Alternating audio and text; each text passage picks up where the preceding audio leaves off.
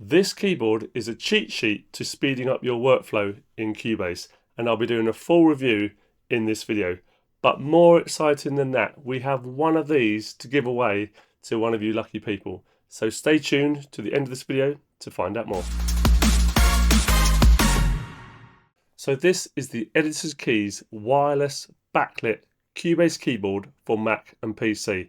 Wow, that's a mouthful. But what does it do? Well, I'm going to answer that now and show you some features at the same time. This keyboard has over 150 shortcuts already mapped to it straight out of the box. It covers everything you need, such as editing, navigation, markers, playback and much more. And as you can see, it's all color coded for different types of commands. This is going to speed up your workflow no end, and I'm sure you'll learn new shortcuts as well, which has already happened to me.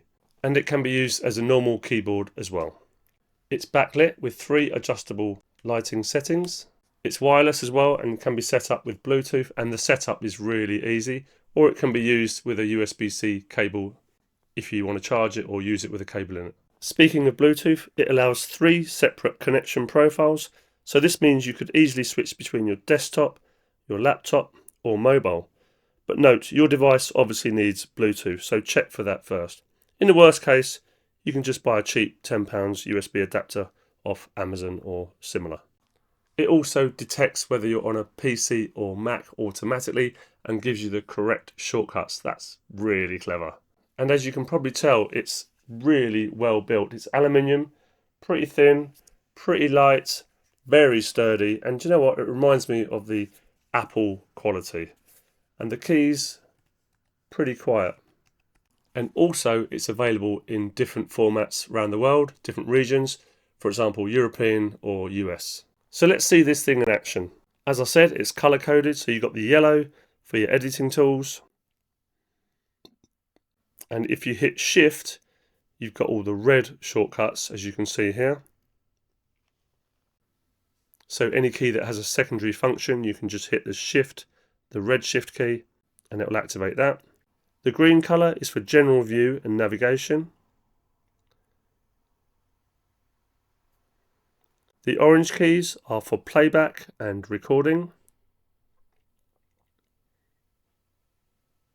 The pink keys are for transport controls and jumping around to markers, etc. The light blue are for track and event navigation. The dark blue are for event, edit and organisation. And the black keys are just your standard keyboard keys, such as spacebar, control, alt, etc. Here are the Bluetooth keys, as mentioned earlier. And here's the backlight key, as I said, 3 levels of backlight.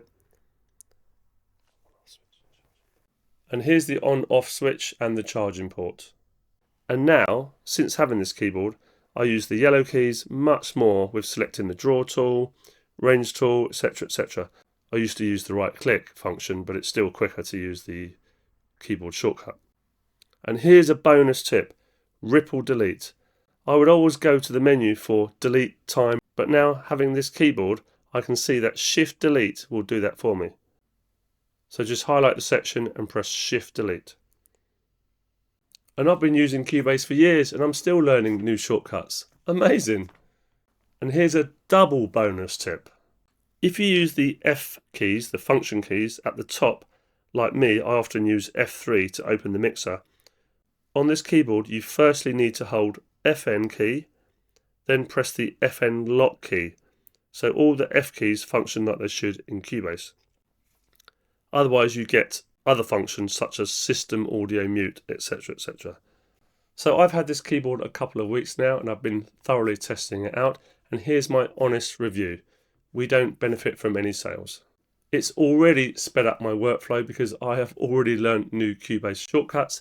I knew a lot to start with. I've been using Cubase for years, but already I'm using new ones which I never knew existed. Well, I knew they existed, but they're in a long menu somewhere, and rather than go and try and find them in a menu, it's just right there on the keyboard, right in front of me. So speeding up workflow is a big plus for me. As I said, the build quality on this thing is off the scale.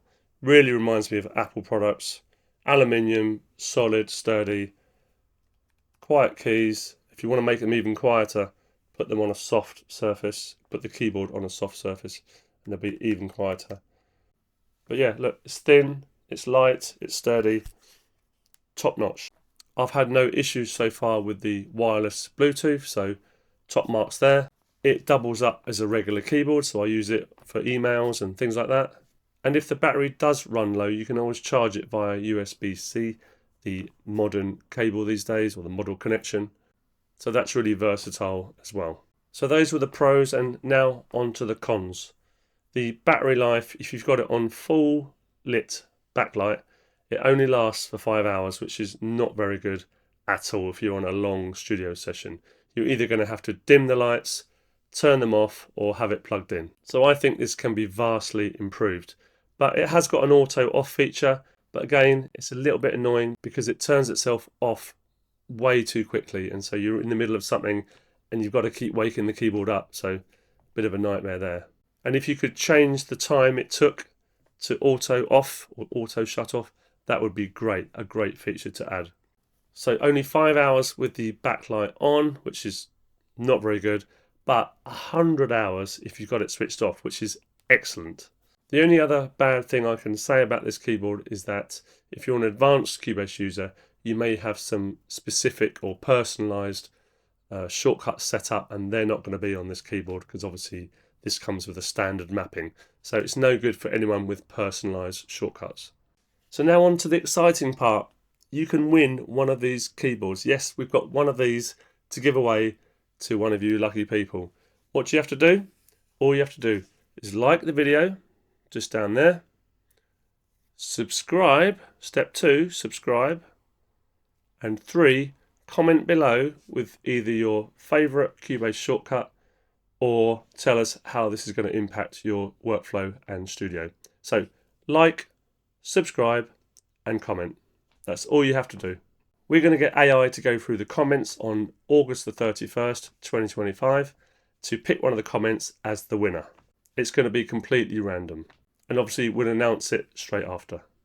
It's open worldwide, and the winner will receive one of these, region specific to where you are, completely free of charge, no shipping, nothing. So that was my honest review. Yes, we got sent one to mess around with, but we don't benefit from any sales, so that was my honest review. So I think this keyboard is really, really great and worth it. It is expensive though. It's about £160 at the time of writing. But you know, you get what you pay for, right? Superb quality, speeds up your workflow, but it could be a problem for some people. But also, I wouldn't bother with those stickers you could get to put on top, or the covers. They just don't last very long. This is going to last you, well, many, many, many years, I would have thought, with the quality that it is. So although it's expensive, I think it's worth it personally. And you can order this with the link below or editorskeys.com.